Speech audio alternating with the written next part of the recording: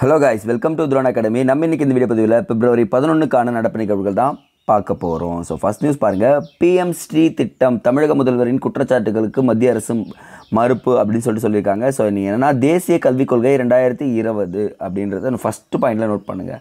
சரி, பிஎம் ஸ்ரீ திட்டம்னா என்னன்னு பார்த்தீங்கன்னா, இது 2022ஆம் ஆண்டு தொடங்கப்பட்ட ஒரு திட்டம்ங்க.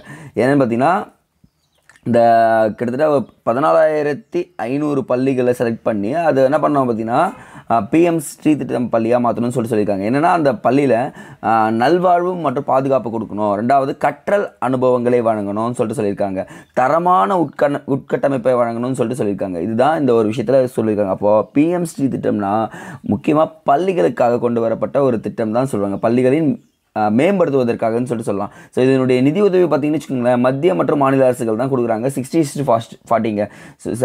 வடகிழக்கு மாநிலங்கள் 90:10. இது மட்டும் தெரிஞ்சுங்க போதும், மற்றபடி வேறு எதுவும் தேவையில்லைங்க. ஏன்னா ஒரு ஸ்கீம் இதுக்கப்புறம் படிக்கிறப்போ நம்ம 360 டிகிரியில் படிக்க போகிறோன்றத சொல்லிடுறேங்க. ஏன்னா ஸ்கீம் பெரிய ரோல் பண்ணு டிஎன்பிசியில். So get ready guys. Vallalar வாசித்த இல்லத்தில் இன்று அன்னதானம் அப்படின்னு சொல்லியிருக்காரு. பட் என்னென்னா ஒரு டேவை கொண்டாடுறாங்க பாருங்கள். கடந்த 2021ஆம் ஆண்டு திமுக ஆட்சி பொறுப்பை ஏற்ற உடனே என்ன இருக்காங்கன்னா, ராமலிங்க அடிகளார் பிறந்த நாளான அக்டோபர் 5ஆம் நாள் ஆண்டுதோறும் தனி பெருங்கருணை நாள் என கடைபிடிக்கப்படும் என அறிவிக்கிறார். அப்போ நோட் பண்ணுங்க, யாருடைய பிறந்த நாள் தனி பெருங்கருணை என்று சொன்னார்னா வள்ளலாருடைய பிறந்த நாள் தான் சொல்லியிருக்காருன்றது சொல்லிடணுங்க. இங்கே அடுத்தது அப்படியே வந்துடலாம். ஸோ இதெல்லாம் வேண்டாம், டேரெக்டாக எங்கே போயிடலாம் பார்த்தீங்கன்னா, இன்றைக்கான திருக்குறளுக்கு போயிடலாங்க. கிரிட்டிக் இருக்கிறதால ஸோ சில இடங்களில் கிரிட்டிக் நியூஸ் இருக்குங்க. ஸோ அதெல்லாம் ஸ்கிப் பண்ணிவிடுவோம். எல்லாது எண்ணி செயல் வேண்டும், தம்மோடு கொல்லாத கொல்லுது உலகு அப்படின்னு இருக்காங்க. அப்போ என்னென்னா, தம் நிலையோடு பொருந்தாவற்றை உலகம் ஏற்றுக்கொள்ளாது, ஆகையால் உலகம் இகழ்ந்து தள்ளாத செயல்களை ஆராய்ந்து செய்ய வேண்டும். அப்போது உலகம் ஒரு செயல் தப்புன்னு சொன்னாங்கன்னா அது என்ன பண்ணக்கூடாது, செய்யக்கூடாது அப்படின்றது தெளிவாக சொல்லியிருக்காரு திருவள்ளுவர். அப்போது நல்லதை மட்டும்தான் செலக்ட் பண்ணி செய்யணுன்றது சொல்கிறாருப்பா. ஸோ இதெல்லாம் வேண்டாம். இங்கே கொடுத்துருக்காங்க பாருங்கள். 14 கோடி பேருக்கு உணவு பாதுகாப்பு உரிமை பாதிப்புன்னு சொல்லியிருக்காங்க. யாருன்னு பார்த்தீங்கன்னா சோனியா காந்தி அவர்கள். என்ன பிரச்சனைன்னு சொல்லிட்டு அது நம்ம பின்னாடி பேசிக்கலாம். பட் ஆனால் 2013ஆம் ஆண்டு என்ன இருக்குன்னா, உணவு பாதுகாப்பு சட்டம் இயற்றப்பட்டிருக்கு அப்படின்னு சொல்கிறாங்க. ஸோ நல்லா நோட் பண்ணுங்கள். நேஷ்னல் ஃபுட் செக்யூரிட்டி ஆக்ட் பார்த்திங்கன்னா 2013 அப்படின்றத நோட் பண்ணுங்கப்பா. ஸோ அது சில கிரிட்டிக்கில் நம்ம இது மட்டும் எடுத்துக்கலாம்.